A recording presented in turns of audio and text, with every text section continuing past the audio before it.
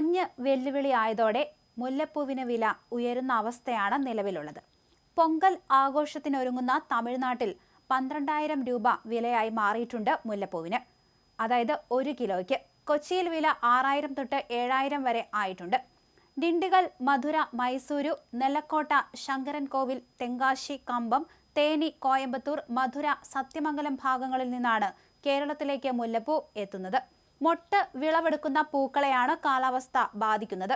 ഇതോടെ അരളി, മൈസൂർ മുല്ല, പിച്ചി, കനകാംബരം എന്നിവയ്ക്ക് വൻ ഡിമാൻഡായിട്ടുണ്ട്.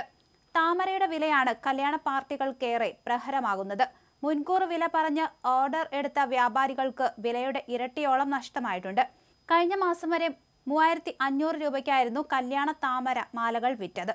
ഇപ്പോൾ അതിലേറെ വിലയായിട്ടുണ്ട് എന്നാണ് ലഭ്യമാകുന്ന വിവരം.